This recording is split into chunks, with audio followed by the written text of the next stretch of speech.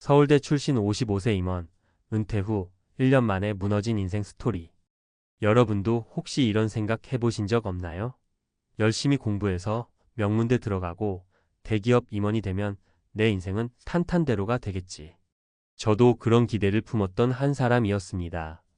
그 길만 쭉 가면 은퇴 후에도 편안한 노후를 보낼 거라고 굳게 믿었어요. 그런데 막상 은퇴를 하고 보니 제가 무너지기까지 딱 1년이면 충분하더라고요.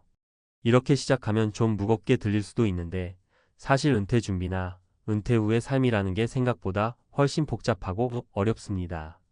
특히나 50대 중반 정도의 회사를 그만두면 아직 은퇴라고 말하기엔 좀 이른 나이처럼 느껴지기도 하고, 그렇다고 사회초년생처럼 무언가를 새로 시작하기도 쉽지 않죠. 자녀들 교육비, 부모님 요양, 집 대출, 나아가 제2의 인생을 위해 정말로 준비해야 할 것들이 한둘이 아니거든요. 제가 오늘 말씀드리고 싶은 건 은퇴 후 삶이 왜 이렇게 힘든가에 대한 현실적인 이야기예요. 그리고 그 극복 과정에서 우리가 어떤 태도를 가지면 좋을지, 또 실제로 어떤 경험들이 있는지 구체적인 사례 3가지를 들어서 말씀드려 볼까 합니다. 1. 은퇴 후 삶에서 가장 힘든 건 허무함과 정체성 상실. 왜 내가 필요 없어진 것 같지? 예전엔 회사에서 나를 우러러 보던 사람들도 있었는데 이제 내겐 아무도 관심이 없나? 사실 회사라는 곳에서 임원으로 지내다 보면 직급 자체가 하나의 권위이자 존재 가치를 부여해 주잖아요. 그런데 은퇴 후에는 그 직함이 사라지면서 스스로가 한순간에 무가치해진 것처럼 느껴지는 거예요. 특히 저처럼 55세에 갑자기 회사를 나간 경우엔 체력이나 건강이 크게 문제가 있지도 않은데 별다른 할 일도 없으니 허무함이 배가 됩니다. 사례 1. 56세 이 과장님의 이야기. 상황. 이 과장님은 대기업 연구원 출신으로 30년 넘게 한 우물만 파면서 신기술 개발에 몰두해 왔어요. 연구실에서는 항상 과장님, 과장님 하며 존경받았고 회식 자리에서도 과장님 아이디어가 곧 회사의 미래였어요. 은퇴 후, 그러나 은퇴를 하자 하루아침에 과장님이 아니라 아저씨가 돼버렸죠. 집에서는 가족들도 본인에게 그다지 기대하는 게 없었대요. 연구원 시절엔 바빠서 가정에 소홀했는데 막상 집에서 시간을 보내려니 가족들과 대화가 잘 안 되는 거예요. 게다가 밖에서는 개발 업무를 요청하는 곳도 없고 옆집 10년 어린 친구는 이미 프리랜서 개발자로 안정적인 수입을 벌고 있더랍니다. 그걸 보면서 자괴감이 드니 결국 우울증 초기 증세까지 왔다고 해요. 이 과장님 사례에서 알 수 있듯이 직장에서 쌓아온 커리어가 은퇴와 함께 사라졌을 때 나오는 정체성 붕괴 현상이 가장 큰 문제예요. 내가 누구인지 스스로 정의를 내리지 못하면 삶 전체의 의미를 잃고 무너질 수 있습니다. 2. 가장 현실적인 문제, 경제적 부담과 은퇴 자금 관리. 돈 좀 있어야 은퇴도 하는 거지. 나름대로 퇴직금도 있고 연금도 있을 텐데 뭐가 그렇게 문제야? 주변에서 이런 말씀하시는 분들 많으시죠. 물론 어느 정도 목돈을 모아놨다면 처음 몇 년은 별 어려움 없이 지낼 수도 있어요. 그런데 문제는 그 뒤입니다. 은퇴 후 예상치 못했던 의료비나 가족 돌봄 비용, 혹은 자녀들의 결혼 자금까지 계획에 없는 지출이 생겨버리면 순식간에 적자가 나곤 하거든요. 또 중간에 생각지도 못했던 집수리나 갑작스러운 재투자, 심지어 재취업 실패 등으로 경제적 어려움이 가중되기도 합니다. 사례. 이 58세 김 전무님의 이야기. 상황. 김 전무님은 그래도 대기업 임원을 했으니 퇴직금도 꽤 많이 받아서 노후 준비는 문제 없을 것 같았어요. 은퇴 후, 그런데 막상 은퇴하자마자 예기치 않은 문제들이 터졌어요. 먼저 부모님 요양병원 문제가 있었는데 한 달에 200만 원 이상이 들었습니다. 또 자녀 둘의 대학 등록금과 생활비는 생각보다 훨씬 컸고요. 결과 처음엔 모아둔 돈으로 버티다가 점점 적자가 쌓이니 마침 지인이 제안한 소규모 식당 투자에 손을 댔는데 결국 장사가 생각만큼 되지 않아 큰 손실을 입었습니다. 이때부터 김 전무님은 가족들에게조차 숨기고 싶은 부채가 생기게 됐고 점점 자기 자신이 쓸모없는 존재처럼 느껴져서 깊은 자기 혐오에 빠졌다고 해요. 돈 문제가 사람 마음을 가장 크게 잠식한다는 건 살아보신 분들은 아실 거예요. 김 전무님 사례처럼 은퇴 후 예상치 못한 지출이 커질 때 이를 어떻게 예방하고 대처할지 고민하는 게 정말 중요합니다. 3. 새로운 인맥과 활동, 사회적 고립에서 벗어날 수 있는 길. 내가 이 나이에 뭘 새로 시작해? 아니, 어디에 소속되어 있어야 뭘 하지? 이제 직장도 없는데. 사람은 누군가와 교류하고 협업하면서 성장하고 의미를 찾습니다. 그런데 은퇴 후 가장 큰 고민 중 하나가 사회적 고립이죠. 퇴직 전엔 자동으로 회식이 있고 동료가 있고 사내 모임이 있었지만 은퇴하고 나면 그 모든 소통 창구가 사라집니다. 갑자기 집에서 혼자 시간을 보내다 보면 답답하고 무력해질 수밖에 없어요. 사례 3. 55세 박 상무님의 이야기. 상황: 박 상무님은 은퇴 직전까지 회사 내 각종 프로젝트 모임에서 중심 역할을 했어요. 사람 만나고 이야기 나누는 걸 좋아해서 사내 네트워크도 상당히 넓었죠. 은퇴 후, 그런데 은퇴하자 회사를 떠난 사람을 배려해주는 회사 동료들이 거의 없다는 걸 실감했어요. 바쁜 현직자들은 더 이상 연락하지 않았고 설령 만나더라도 나야 편하지만 저 사람은 불편하겠지 하는 미묘한 거리감이 생기는 거예요.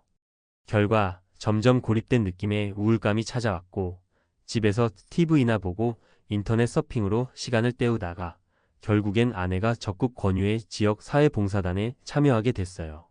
거기서 또래나 비슷한 상황의 사람들을 만나 이야기를 나누면서 조금씩 삶의 의욕을 되찾으셨다고 해요. 이렇듯 은퇴 후에는 어느 그룹에도 속하지 않으면 인맥이 급격히 줄어듭니다. 그래서 새로운 취미 모임이나 동호회, 봉사활동 등을 통해 사회적 관계를 다시 만드는 것이 무엇보다 중요해요. 4. 그럼 어떻게 준비할까? 여러분도 나는 아직 회사 다니니까 괜찮아라고 생각할지 모르겠지만 은퇴는 누구에게나 언젠가 찾아옵니다. 심지어 예기치 못하게 조기퇴직을 하거나 건강 문제로 강제 은퇴를 할 수도 있죠. 그렇기 때문에 무엇보다도 은퇴 후 내가 어떤 삶을 살고 싶은가를 미리 고민해 보시는 게 좋아요. 재정계획: 퇴직금이든 개인연금이든 국민연금이든 3가지 이상으로 안정적인 현금 흐름을 만들어두면 좋습니다. 예상 외의 지출이 얼마나 발생할 수 있는지 가정 시뮬레이션도 여러 번 해보세요. 제2의 커리어 개발: 기존에 하던 일과 연계될 수도 있고 전혀 다른 취미나 관심 분야를 직업화할 수도 있어요. 요즘은 온라인 강의, 소규모 창업 등 다양한 길이 있으니 최소한의 자격증이나 실무 경험을 쌓아두면 큰 도움이 됩니다. 가족 및 지인과의 소통: 은퇴 전부터 가족, 친구들과 충분히 대화하고 앞으로의 인생 계획을 공유하세요. 특히 자녀가 있는 경우엔 교육 문제나 결혼 자금 등으로 갈등이 생길 수 있으니 미리 대화를 통해 서로 이해하는 과정이 필요합니다. 건강관리: 나이가 들수록 건강은 곧 자산이 됩니다. 정기적인 운동, 식습관 관리, 병원 검진 등은 필수예요. 몸이 망가지면 어떤 계획도 실행하기 어렵거든요. 새로운 인간관계: 은퇴 후에도 활발하게 움직이는 내 모습을 만드는 게 좋아요. 봉사활동, 재능기부, 동호회 활동 등을 통해 새로운 친구들과 교류하고 소속감을 유지하면 삶의 만족도가 올라갑니다. 5. 마무리하며. 오늘은 서울대 출신 55세 임원, 은퇴 후 1년 만에 무너진 인생 스토리라는 무거운 주제로 이야기를 나눴습니다. 사실 서울대를 나오고 대기업 임원이 되는 게 인생의 완성처럼 보이지만 그 이후의 삶은 오히려 더 예측 불가능하고 어려울 수 있다는 걸 꼭 말씀드리고 싶었어요. 사례 3가지에서 보셨듯이 정체성 상실, 경제적 부담, 사회적 고립이 은퇴 후 삶을 무너뜨리는 대표적인 요인입니다. 그렇다고 방법이 전혀 없는 건 아니에요. 은퇴 전에 미리 재정, 커리어, 인간관계, 건강관리 등을 신중하게 계획하고 준비한다면 충분히 더 나은 노후를 만들어갈 수 있습니다. 저도 은퇴 후에 한참 힘들었지만 이제는 제2의 인생을 준비 중입니다. 뒤돌아보니 내가 너무 회사만 바라보고 살았구나 싶어요. 여러분은 저와 같은 실수를 하지 않길 바랍니다. 혹은 이미 은퇴하셨더라도 지금부터 차근차근 자신만의 길을 찾아보세요. 또래나 선배들 혹은 가족과 터놓고 이야기해보는 것도 큰 도움이 됩니다. 우리 모두 언젠간 회사 문을 팍 차고 나갈 때가 옵니다. 그 문을 나서는 순간 회사라는 정글 밖에 또 다른 정글이 있다는 걸 깨닫게 될 거예요. 하지만 그 정글에서도 길을 찾으면 생각보다 꽤 재미있는 모험이 될 수 있습니다. 지금부터라도 함께 준비해서 은퇴 후에도 빛나는 인생을 이어나가면 좋겠습니다. 조금이라도 공감이 되고 도움이 됐다면 이 이야기를 주변 분들과 나눠주세요. 인생이라는 길에서 혼자 걷는 것보다 함께 걸을 때 더 든든하잖아요. 감사합니다. 퇴직 후 3억 모았는데 61세 학원 원장의 은퇴 망했다. 고백. 3억 있으면 노후 걱정 없을 줄 알았죠. 평생 학원 운영하면서 열심히 살았어요. 사교육이 잘 될 때는 돈도 꽤 모였고요. 퇴직하면서 3억 정도를 남겼는데 막상 은퇴하고 나니 이 돈으로 얼마나 버틸 수 있을까 생각하니까 답이 안 보이더라고요. 생활비는 생각보다 더 들고 병원비 걱정도 크고 물가는 계속 오르는데 수입은 없고 결국 은퇴 망했다라는 말이 절로 나왔어요. 이게 바로 61세 학원 원장 김성호 가명 씨의 이야기입니다. 퇴직 후 3억이 결코 적은 돈이 아니라고 생각했지만 현실은 생각과 달랐습니다. 은퇴 후의 삶은 단순히 돈을 얼마나 모았느냐가 아니라 그 돈을 어떻게 쓰면서 살아가느냐에 달려 있다는 걸 뒤늦게 깨달은 거죠. 많은 사람들이 은퇴를 준비하면서 이 정도 모으면 충분하겠지라고 막연히 생각합니다. 하지만 은퇴 후 삶의 질을 결정하는 요소는 생각보다 많습니다. 은퇴 후 지출 패턴, 예상치 못한 비용, 수입의 지속성 등 모든 걸 고려해야 합니다. 오늘은 김 원장님의 사례를 바탕으로 은퇴 후 돈 관리의 현실과 해결책을 이야기해 보려 합니다. 1. 3억은 얼마 동안 쓸 수 있을까? 김 원장님의 경우 은퇴 후 예상 월 지출이 약 250만 원이었습니다. 기본 생활비 150만 원, 의료비 30만 원, 경조사비 및 기타 지출 20만 원, 자동차 유지비 및 유흥비 50만 원. 이 금액이 적다고 생각할 수도 있지만 이걸 20년 80세까지 동안 유지하려면 총 6억 원이 필요합니다. 3억으론 턱없이 부족하죠. 게다가 예상보다 의료비 부담이 빠르게 늘었습니다. 60대가 되니 허리와 관절이 예전 같지 않고 종합검진에서 당뇨 전 단계 진단을 받아 정기적으로 병원에 다니기 시작했죠. 노화는 누구에게나 오고 예상치 못한 질병으로 인해 병원비는 늘어날 수밖에 없습니다. 해결책. 은퇴 후에도 최소한의 고정 수입을 유지하는 방법을 찾아야 합니다. 파트타임 일자리 임대소득 등 생활비를 줄이는 연습을 은퇴 전에 미리 시작해야 합니다. 의료비 지출 증가를 대비해 건강관리를 철저히 해야 합니다. 2. 은퇴 후 돈이 새는 곳은 따로 있다. 김 원장님은 은퇴 후에도 기존 생활 패턴을 유지했습니다. 40대, 50대에 누리던 소비 습관을 그대로 가져갔죠. 문제는 소득이 줄어도 소비는 쉽게 줄어들지 않는다는 점입니다. 사례 1. 자동차 유지비 부담. 퇴직 후에도 중형 세단을 타고 다녔습니다. 보험료, 기름값, 정비 비용까지 매달 50만 원 이상이 나갔죠. 학원 운영할 때는 감당할 수 있었지만 은퇴 후엔 부담이 컸습니다. 대안. 자가용 대신 대중교통과 전기자전거 활용. 연비 좋은 경차나 리스 차량 고려. 사례 2. 여전히 비싼 식비. 퇴직 후에도 외식 습관을 고치지 못했습니다. 지인들과 주기적으로 모임을 가지다 보니 한 달 외식비만 4,050만 원이었죠. 대안. 외식 횟수 줄이고 집밥 비율 높이기. 저렴하면서도 건강한 식단 관리에 대량 구매, 자급자족. 사례 3. 경조사비 앤드 가족 지출. 퇴직 후에도 주변 경조사에 신경 쓰다 보니 한 달에 2,030만 원이 경조사비로 나갔습니다. 게다가 손주들에게 용돈을 자주 주다 보니 예상보다 돈이 빨리 줄었습니다. 대안. 경조사비 지출을 정해진 예산 안에서 관리.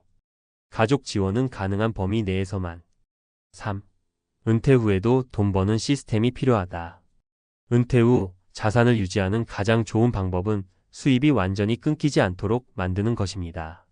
사례 1. 온라인 강의 개설. 김 원장님은 학원 운영 경험을 살려 온라인 강의를 개설했습니다. 월 5만 100만 원의 추가 수입이 생기면서 생활비 부담이 줄었습니다. 사례 2. 작은 월세 수입 만들기. 퇴직 후 쓰지 않는 방을 월세로 내놓았더니 매달 40만 원이 들어왔습니다. 은퇴 후엔 작은 돈이라도 꾸준히 들어오는 것이 중요합니다. 사례 3. 자영업보다 쉬운 소규모 투자. 학원 운영하던 시절 모아둔 돈으로 배당주를 조금씩 매입했습니다. 배당금으로 연간 300만 원 정도 추가 소득이 생겼죠. 4. 결론 은퇴 후 망했다라는 말을 하지 않으려면. 은퇴 후 망했다라고 느끼지 않으려면 일생활비를 줄이고 이 돈이 새는 구멍을 막고 3. 추가 수입을 만들 수 있는 시스템이 필요합니다. 퇴직 후 3억, 이렇게 하면 20년을 버틸 수 있다. 소비 습관 바꾸기, 생활비 절반 줄이기, 자동차, 외식, 경조사비 절감. 추가 수입 만들기, 온라인 강의, 월세 수입, 소규모 투자 활용. 건강관리 철저히, 의료비 증가, 대비, 운동식단 관리. 3억 있으면 충분하지 않을까? 라는 착각을 버리고 은퇴 후에도 경제적으로 지속 가능한 삶을 설계하는 것이 중요합니다. 은퇴는 끝이 아니라 새로운 시작입니다. 현명한 소비와 작은 수입을 꾸준히 유지한다면 3억으로도 충분히 행복한 은퇴 생활을 보낼 수 있습니다. 은퇴 후에도 돈은 예상보다 더 빨리 사라진다. 이전 글에서 살펴봤듯이 김 원장님은 퇴직 후 3억 원을 가지고 은퇴 생활을 시작했지만 예상보다 빠른 속도로 자산이 줄어들면서 불안감을 느꼈습니다. 그렇다면 단순히 생활비를 줄이고 소득을 창출하는 것만으로 은퇴 후 경제적 불안을 완전히 해결할 수 있을까요? 아쉽게도 그 정도로는 부족합니다. 은퇴 후 안정적인 경제를 유지하려면 돈이 줄어드는 속도를 조절하는 법과 예측할 수 없는 위기에 대비하는 법을 반드시 알아야 합니다. 이번 글에서는 돈을 지키는 법과 노후 재정을 과학적으로 운영하는 방법을 심층적으로 알아보겠습니다. 1. 평균 수명 증가. 은퇴 자금은 과연 얼마나 필요할까? 과거에는 60대 후반이 되면 건강이 급격히 나빠지고 70대 초반이면 기대 수명이 끝나는 경우가 많았습니다. 하지만 현대의학의 발달과 생활습관 개선으로 인해 100세 시대라는 말이 현실이 되었습니다. 통계 근거. 2023년 OECD 보고서에 따르면 한국인의 평균 기대 수명은 83.5세로 세계 최상위권. 60세 이상 노인의 70% 이상이 80세 이상 생존. 65세 이상 인구 중 40% 이상이 90세까지 생존 가능. 이 말은 곧 퇴직 후에도 3040년의 인생이 남아있다는 것을 의미합니다. 즉 3억 원이 2030년 동안 유지될 수 있는가? 매달 250만 원을 쓰면 약 10년 만에 자금이 소진됨. 물가 상승률 연평균 3%까지 고려하면 89년 내에 자금 고갈. 결론적으로 퇴직 후 최소 6억 7억 원 이상의 자금이 있어야 안정적인 은퇴 생활이 가능합니다. 하지만 대부분의 사람들은 34억 원 수준의 자금으로 은퇴를 맞이합니다.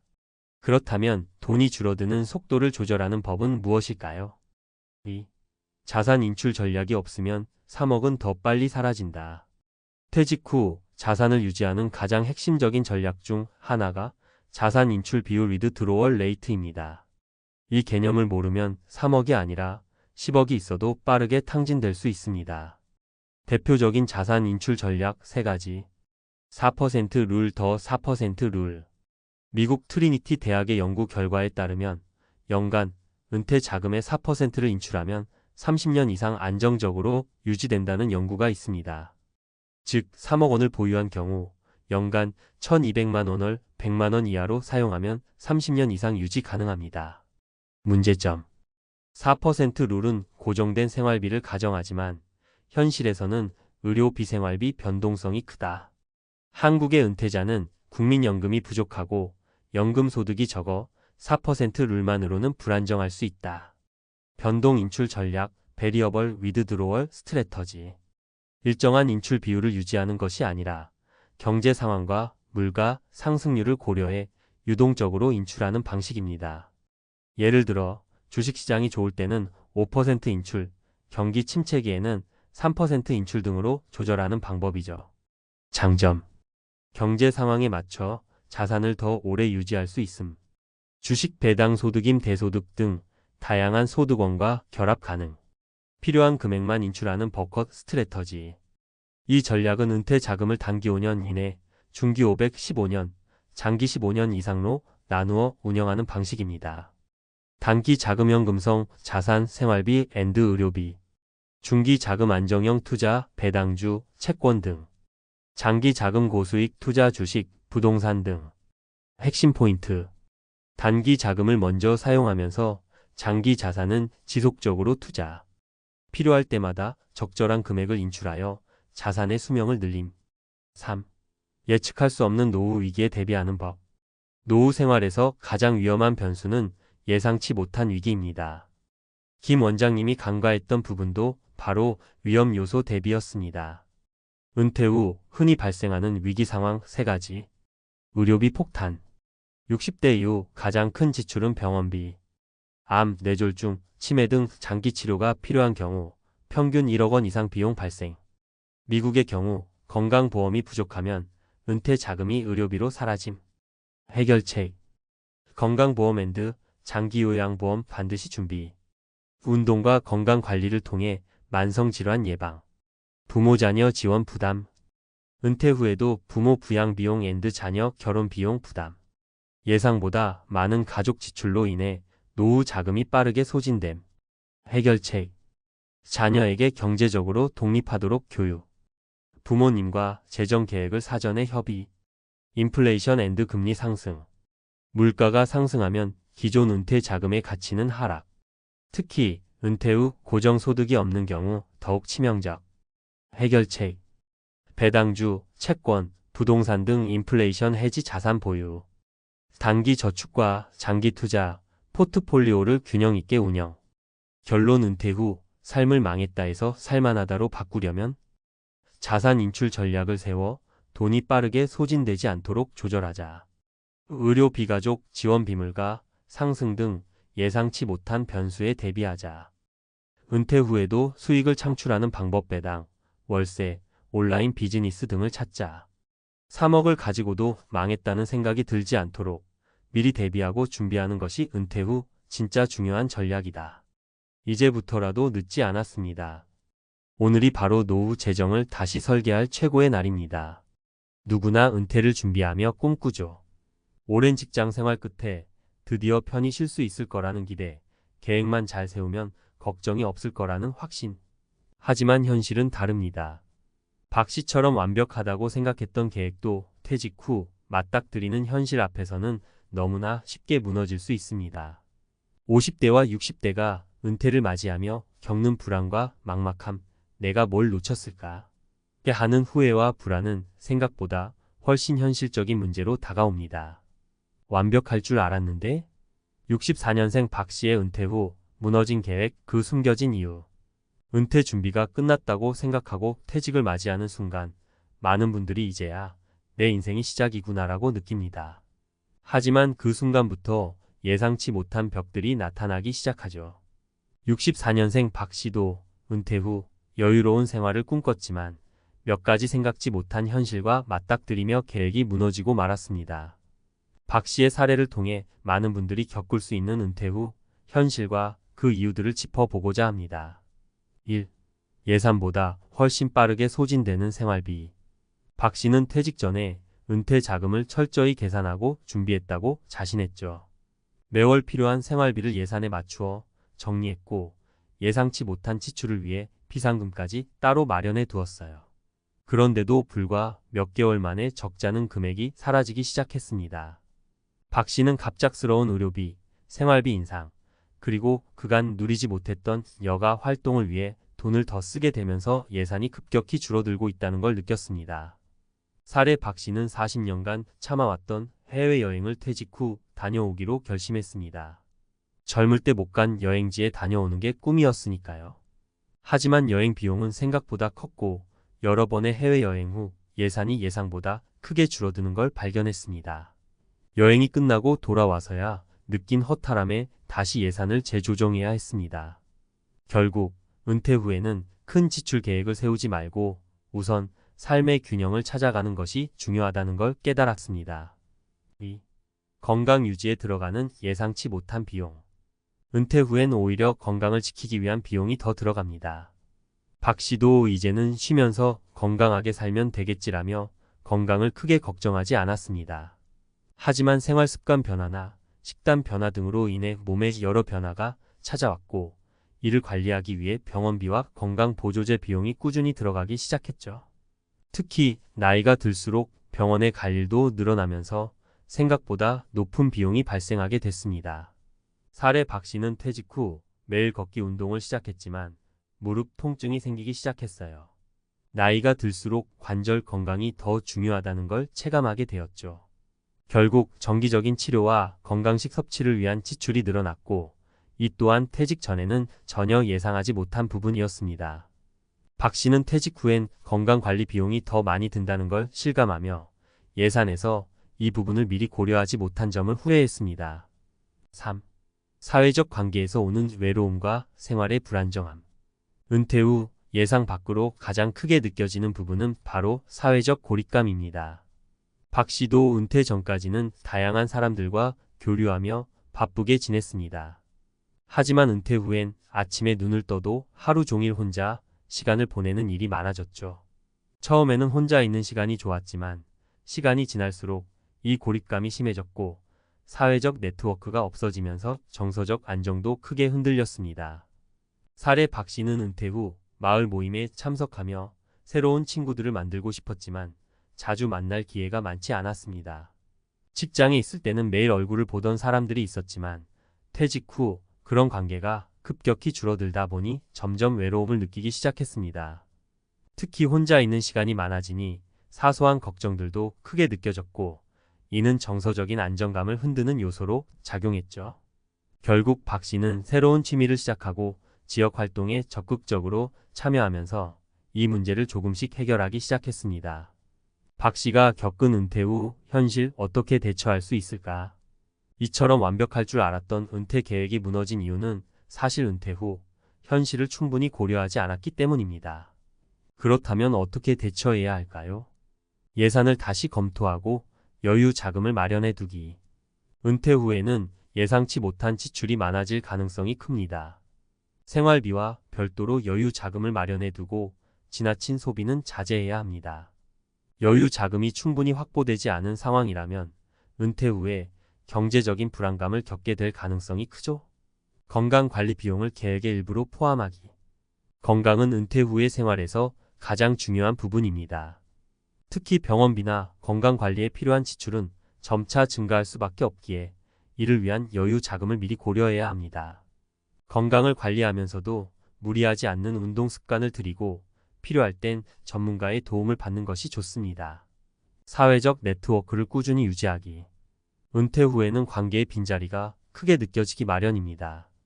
박 씨처럼 외로움을 겪지 않기 위해서라도 가족, 친구, 지역 사회와의 관계를 미리 준비하고 유지해 나가는 것이 중요합니다. 또한 새로운 취미나 자원봉사, 모임 활동 등을 통해 계속해서 사람들과 어울리는 습관을 기르는 것이 좋습니다. 은퇴 후의 삶은 기대했던 것만큼 쉽지 않을 수 있지만 올바른 준비와 현명한 대처로 얼마든지 새로운 인생을 시작할 수 있습니다. 은퇴 후 완벽한 삶을 꿈꿨던 64년생 박 씨, 무엇이 문제였을까? 많은 분들이 퇴직 후 삶을 계획하며 큰 기대를 품습니다. 평생 일하며 모아둔 자금과 조금씩 준비한 계획들이 완벽할 거라 믿죠. 그러나 막상 은퇴를 하고 나면 예상하지 못한 현실들이 눈앞에 펼쳐지며 혼란과 실망이 찾아옵니다. 이 시간에는 박 씨가 은퇴 후 경험했던 예상 밖의 어려움들에 대해 전문가 관점에서 분석하고 많은 분들이 같은 실수를 피할 수 있도록 유용한 조언을 나누어 보겠습니다. 예산 관리의 함정. 예상보다 빠르게 줄어드는 자금. 은퇴 준비에서 가장 많이들 하는 실수는 바로 생활비 예산의 과소 추정입니다. 퇴직 후 들어가는 자금의 흐름을 하나하나 점검해 보면 그동안 직장 생활에서 받았던 고정 수입의 빈자리가 상당히 크게 느껴집니다. 박 씨처럼 퇴직 후 처음에는 그동안 하고 싶었던 여행이나 레저 활동에 자금을 투자하는 경우가 많습니다. 그러나 그 결과로 예산이 예상보다 빠르게 줄어들게 되죠. 이는 경제적 불안으로 이어질 수 있고, 이런 감정은 정서적 안정감에도 악영향을 미칩니다. 전문가 조언. 은퇴 준비 단계에서 기본 생활비와 추가 소비를 철저히 구분하는 것이 중요합니다. 은퇴 초기에는 무리하게 소비를 줄이지 않고 생활의 질을 유지하는 것도 중요한데 문제는 이를 너무 장기적으로 유지하려는 데 있습니다. 은퇴 후 초기 12년은 다소 자유롭게 생활하더라도 이후에는 자금을 안정적으로 관리할 필요가 있죠. 매년 초과 지출을 줄일 수 있는 방법을 고민하고 필요하면 경제적인 활동을 재개하는 것도 좋은 방법입니다. 건강 관리의 현실 관리의 중요성과 비용. 퇴직 후 가장 큰 변수가 바로 건강입니다. 직장에 있을 때는 건강 관리를 위한 시간과 자금의 여유가 부족하다 보니 퇴직 후에야 비로소 건강이 가장 중요한 자산이라는 것을 깨닫게 됩니다. 문제는 건강 관리를 위해 들어가는 비용이 은퇴 자금에 상당한 부담으로 작용한다는 점입니다. 박 씨가 겪었던 관절 문제나 허리 통증과 같은 만성 질환은 나이가 들수록 증가할 수밖에 없습니다. 이에 따라 건강 관리를 위한 지출은 예산의 중요한 요소로 자리 잡게 되죠. 전문가 조언 은퇴 후에는 건강 관리가 곧 재정 관리와 직결됩니다. 무리하게 비싼 건강식품이나 보조제를 찾기보다는 정기적인 운동과 올바른 생활 습관을 유지하는 것이 중요합니다. 특히 비용 부담이 크지 않으면서도 효과적인 운동법을 꾸준히 유지하는 것이 관절 및 근육 건강에 큰 도움이 됩니다. 예를 들어 앉아서 할 수 있는 저강도 운동이나 체중을 덜어주는 운동을 실천하면 관절 부담 없이 지속할 수 있습니다. 사회적 관계의 빈자리 고립과 외로움. 퇴직 후 가장 예측하기 어려운 문제가 바로 고립감입니다. 사회적 고립은 물리적 건강뿐만 아니라 정서적 안정에도 큰 영향을 미칩니다. 박 씨처럼 평생 일하며 관계를 유지해온 사람들이 은퇴 후 하루아침에 고립감을 느끼는 경우가 많습니다. 이는 무력감과 함께 정서적 고립을 심화시키고 스스로 삶의 의미를 잃었다고 느끼게 만들죠. 여기서 중요한 점은 단순히 사람들과의 교류가 아니라 깊이 있는 사회적 연결이 필요하다는 겁니다. 전문가 조언 퇴직 후의 사회적 관계는 단순한 취미 활동 이상의 가치를 가집니다.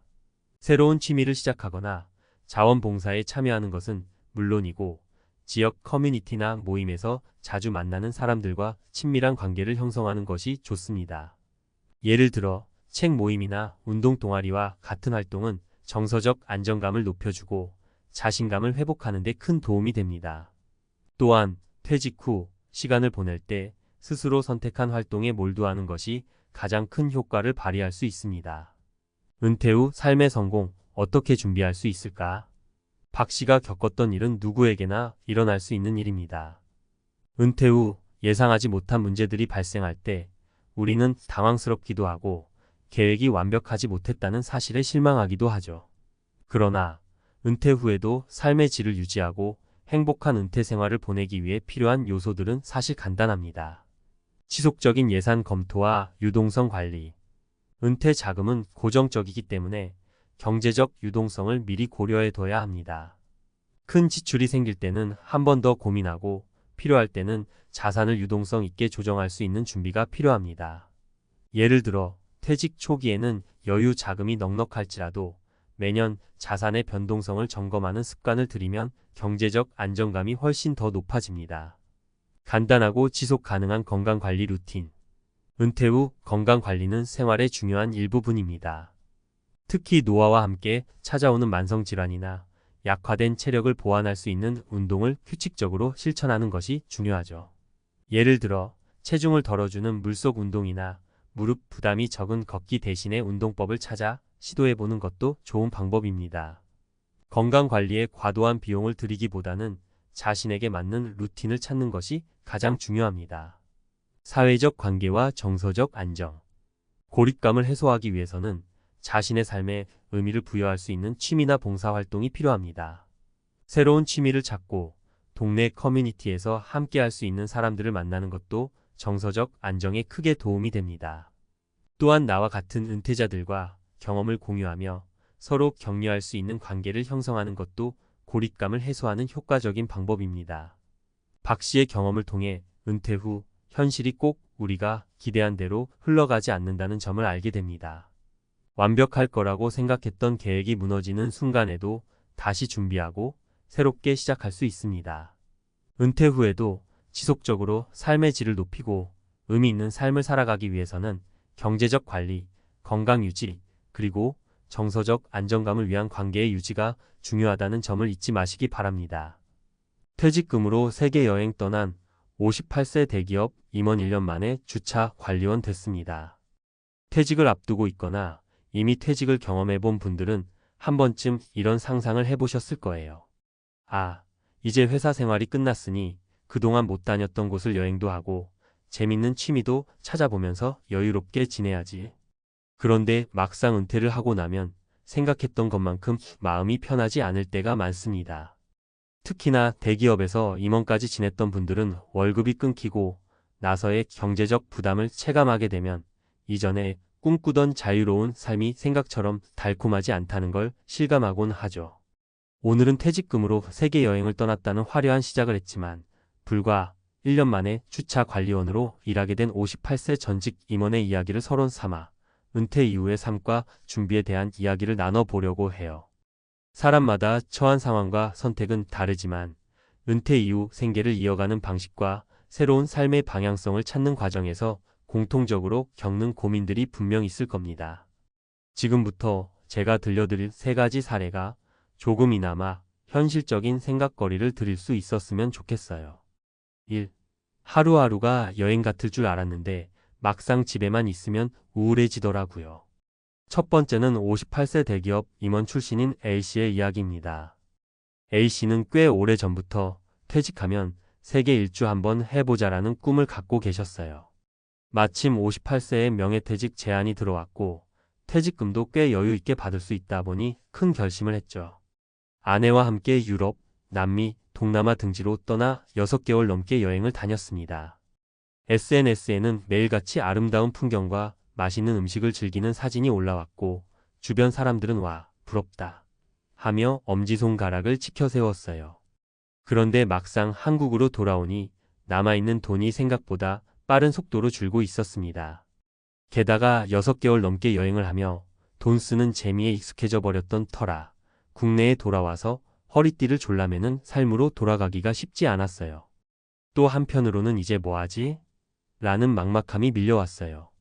하루 종일 집에서 TV만 보고 있자니 우울감도 커졌죠. 몸이 건강한데도 일할 곳이 마땅치 않다고 생각하니 자존감마저 흔들렸습니다. 결국 A씨는 직접 무언가 해보겠다고 소규모 카페 창업을 시도했지만 경쟁이 치열한 업종이라는 걸 너무 뒤늦게 깨닫고 적자를 면치 못했습니다. 결국 은퇴 후 손에 쥔 돈을 꽤 많이 까먹은 뒤에야 자리를 정리해야 했죠. 그리고 선택한 일이 바로 주차 관리원이었습니다. 매일 주차장에 서서 출입 차량을 안내하는 일이 힘들긴 했지만 A씨에게는 오히려 안도감을 주었습니다. 안정적으로 매달 얼마라도 수입이 생기니 정신적으로 편해지더라고요. 예전 대기업 임원 타이틀과 비교하면 체면이 서지 않는다고 생각할 수도 있지만 그보다 더 중요한 건 생활과 마음의 안정이죠. A씨는 처음엔 자존심이 좀 상했는데 이제는 하루하루 일하러 가는 게 감사하다고 말하곤 합니다. 2. 은퇴 후에도 꽃길만 걸을 줄 알았는데 결국은 작은 일부터 다시 시작해야 했어요. 두 번째 사례로는 60세의 공무원에서 퇴직한 B씨를 소개하고 싶어요. 30년 가까이 공무원 생활을 한 B씨는 큰 돈을 모으지 못했지만 그래도 안정적으로 연금이 나오고 있었어요. 퇴직 후에는 지친 몸과 마음을 달래려고 난 앞으로 스트레스 없는 삶을 살 거야 라는 다짐을 했다고 합니다. 그러나 문제는 연금만으로는 예전처럼 여유로운 소비를 하기가 쉽지 않았다는 거예요. B씨는 직장생활 내내 무리해서라도 자녀 교육에 많은 투자를 해왔는데 자녀들이 독립한 뒤에도 학자금 대출이나 생활비 지원 등으로 한 달에 일정 금액이 계속 빠져나가고 있었습니다. 자녀들도 이제 사회생활 시작했으니 곧 괜찮아지겠지라고 생각했지만 정작 본인은 은퇴한 상태라 추가 수입을 만들기 어려웠죠. 그러다 보니 여유를 즐기겠다던 당초 계획과 달리 퇴직 후 몇 달이 지나니 저축해둔 돈에 슬슬 손이 가기 시작했습니다. 계속 이렇게만 지내다가는 얼마 못 가서 빈털터리가 될 수도 있겠다는 위기감이 들었죠. 결국 B씨는 주변 지인의 소개로 소규모 학원에서 서류 정리와 간단한 상담 업무를 도와주는 파트타임을 시작했습니다. 내가 30년 공무원 하면서 이런 단순 업무를 하게 될 줄은 몰랐지 하며 처음에는 자존심이 상했지만 막상 일을 시작하고 나니 의외로 마음이 편했다고 해요. 하루 몇 시간 일하고 약간의 수입이라도 생기니까 경제적인 부담도 한결 줄었고 사람들하고 소통하면서 활력을 찾을 수 있었습니다. B씨는 연금만 믿고 푹 쉴 수 있겠다라고 너무 안일하게 생각했던 과거의 자신을 종종 후회한다고 해요. 그래도 일을 조금씩이라도 하니까 훨씬 나아. 내가 은퇴 후 갑자기 무기력증에 빠질 줄 누가 알았겠어? 이젠 하루하루 작은 일이라도 성실히 해보려고 해. 이런 B씨의 이야기를 듣다 보면 은퇴 후 삶에 대한 기대가 너무 낙관적이면 오히려 당황스러운 상황을 맞이하기 쉽다는 점을 새삼 느끼게 됩니다. 3. 준비만 철저하면 아무리 늦어도 다시 시작할 수 있더라고요. 마지막으로 C씨의 이야기를 해볼게요. C씨는 55세의 중소기업 재무 담당으로 일하다가 평소 꿈이었던 농촌에서 작게나마 귀농을 해보자라는 생각을 실현하기 위해 사표를 냈습니다. 처음에는 시골 마을 어귀에 작은 주택을 얻어 말 그대로 슬로우 라이프를 계획했어요. 사실 C씨의 가장 큰 걱정은 수입이었는데 퇴직 전에 이미 충분한 공부와 준비를 했다고 합니다. 주말마다 농촌에 내려가 농작물 재배 실습도 하고 온라인 판매 시장에 대해서도 어느 정도 데이터를 수집해놨죠. 물론 귀농이 쉽지는 않았어요. 예상치 못한 농작물 병충해, 기후 문제, 물류비 증가 등이 겹치면서 처음 두어 달은 수입이 거의 없었고 퇴직금 중 일부를 생활비로 쓰는 상황이었거든요. 그런데 C씨가 미리 공부해둔 온라인 판매 노하우와 브랜드 스토리 덕분에 점차 매출이 나아졌다고 해요. 농산물을 예쁘게 포장하고 SNS로 홍보도 하고 고객 후기 관리도 꼼꼼히 하면서 점차 단골을 늘렸습니다. 그 결과 은퇴하고 1년 뒤에는 오히려 회사에서 받던 월급 수준만큼 농가 수익을 올릴 수 있게 되었다고 해요. 비록 육체적으로는 예전보다 더 힘들 수도 있지만 본인이 좋아하고 의미 있다고 느끼는 일을 하면서 수입을 창출하니 만족도가 훨씬 높아졌다고 합니다. 물론 매일이 즐거운 건 아니에요. 시장 상황도 늘 바뀌고 농사는 자연의 영향을 많이 받으니까 예상치 못한 변수가 많아요.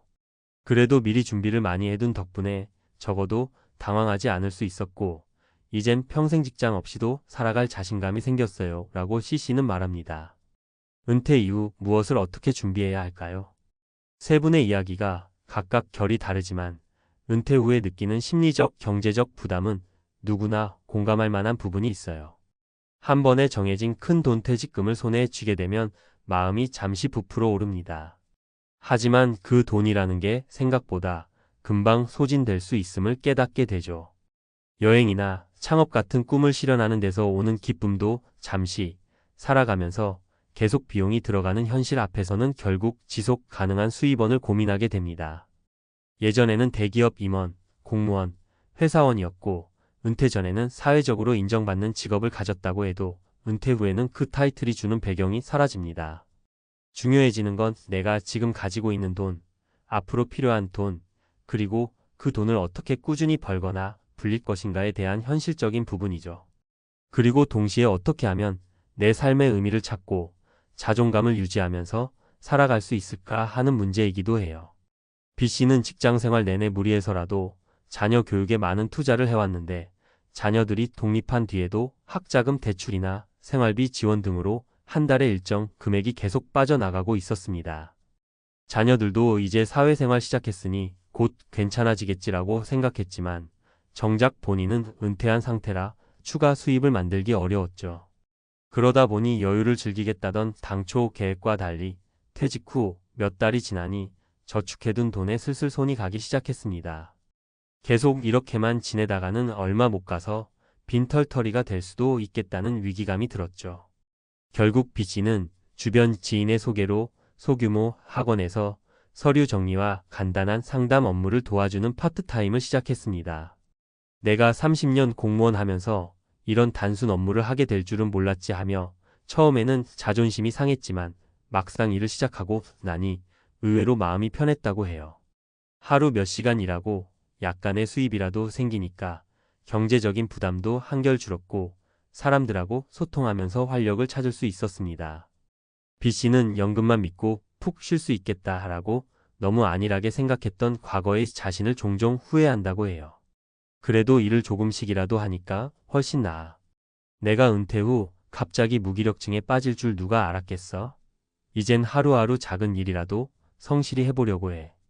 이런 B씨의 이야기를 듣다 보면 은퇴 후 삶에 대한 기대가 너무 낙관적이면 오히려 당황스러운 상황을 맞이하기 쉽다는 점을 새삼 느끼게 됩니다. 3. 준비만 철저하면 아무리 늦어도 다시 시작할 수 있더라고요. 마지막으로 C씨의 이야기를 해볼게요. C씨는 55세의 중소기업 재무 담당으로 일하다가 평소 꿈이었던 농촌에서 작게나마 귀농을 해보자라는 생각을 실현하기 위해 사표를 냈습니다. 처음에는 시골 마을 어귀에 작은 주택을 얻어 말 그대로 슬로우 라이프를 계획했어요. 사실 C씨의 가장 큰 걱정은 수입이었는데 퇴직 전에 이미 충분한 공부와 준비를 했다고 합니다. 주말마다 농촌에 내려가 농작물 재배 실습도 하고 온라인 판매 시장에 대해서도 어느 정도 데이터를 수집해놨죠. 물론 귀농이 쉽지는 않았어요. 예상치 못한 농작물 병충해, 기후 문제, 물류비 증가 등이 겹치면서 처음 두어 달은 수입이 거의 없었고 퇴직금 중 일부를 생활비로 쓰는 상황이었거든요. 그런데 C씨가 미리 공부해둔 온라인 판매 노하우와 브랜드 스토리 덕분에 점차 매출이 나아졌다고 해요. 농산물을 예쁘게 포장하고 SNS로 홍보도 하고 고객 후기 관리도 꼼꼼히 하면서 점차 단골을 늘렸습니다. 그 결과 은퇴하고 1년 뒤에는 오히려 회사에서 받던 월급 수준만큼 농가 수익을 올릴 수 있게 되었다고 해요. 비록 육체적으로는 예전보다 더 힘들 수도 있지만 본인이 좋아하고 의미 있다고 느끼는 일을 하면서 수입을 창출하니 만족도가 훨씬 높아졌다고 합니다. 물론 매일이 즐거운 건 아니에요. 시장 상황도 늘 바뀌고 농사는 자연의 영향을 많이 받으니까 예상치 못한 변수가 많아요. 그래도 미리 준비를 많이 해둔 덕분에 적어도 당황하지 않을 수 있었고 이젠 평생 직장 없이도 살아갈 자신감이 생겼어요 라고 C씨는 말합니다. 은퇴 이후 무엇을 어떻게 준비해야 할까요? 세 분의 이야기가 각각 결이 다르지만 은퇴 후에 느끼는 심리적, 경제적 부담은 누구나 공감할 만한 부분이 있어요. 한 번에 정해진 큰 돈 퇴직금을 손에 쥐게 되면 마음이 잠시 부풀어 오릅니다. 하지만 그 돈이라는 게 생각보다 금방 소진될 수 있음을 깨닫게 되죠. 여행이나 창업 같은 꿈을 실현하는 데서 오는 기쁨도 잠시 살아가면서 계속 비용이 들어가는 현실 앞에서는 결국 지속 가능한 수입원을 고민하게 됩니다. 예전에는 대기업 임원, 공무원, 회사원이었고 은퇴 전에는 사회적으로 인정받는 직업을 가졌다고 해도 은퇴 후에는 그 타이틀이 주는 배경이 사라집니다. 중요해지는 건 내가 지금 가지고 있는 돈, 앞으로 필요한 돈, 그리고 그 돈을 어떻게 꾸준히 벌거나 불릴 것인가에 대한 현실적인 부분이죠. 그리고 동시에 어떻게 하면 내 삶의 의미를 찾고 자존감을 유지하면서 살아갈 수 있을까 하는 문제이기도 해요. 현실적인 재무 설계. 은퇴 후 들어올 수 있는 수입연금, 투자, 이익 등과 고정 지출 주거비, 생활비, 자녀 지원 등을 냉정하게 계산해 보는 게 먼저예요. 얼마쯤 있으면 되겠지 하는 감각적인 예측보다는 실제 가계부를 만들어서 월별로 기록해 보는 게 좋습니다. 새로운 일자리 탐색. 꼭 대단한 창업이나 큰 프로젝트가 아니어도 됩니다. 몸을 움직여서 일하면 심리적인 안정에도 도움이 돼요. 배달, 주차 관리, 편의점 알바든 뭐든 자신이 감당할 수 있는 선에서 책임감 있게 할 수 있는 일을 찾는 게 중요합니다. 자아실현과 의미 찾기. 은퇴 후에는 오히려 내가 하고 싶은 일을 할 수 있는 시간이 많아집니다. 그런데도 무기력해지는 건 아무것도 하기 싫다가 아니라 뭘 어떻게 시작해야 할지 모르겠다 해서 오는 경우가 많아요.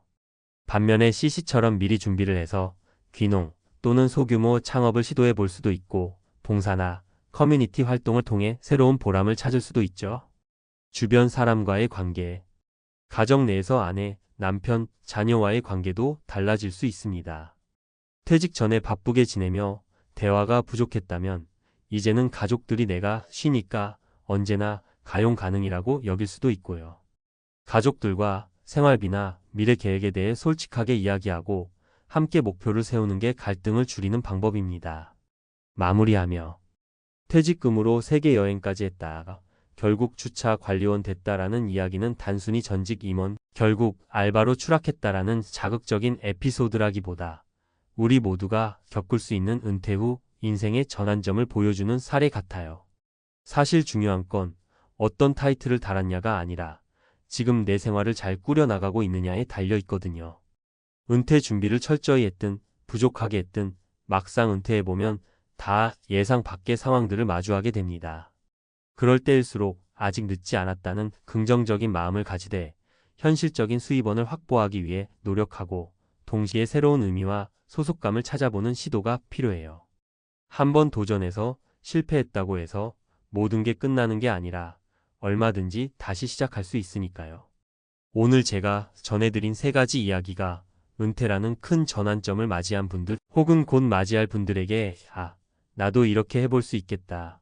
혹은 나도 마음 다잡고 한 번 더 도전해 봐야겠다라는 작은 용기를 드렸으면 좋겠습니다. 퇴직금으로 떠나는 세계 여행처럼 멋지고 화려한 계획도 좋지만 결국 중요한 건 그 이후의 삶이에요.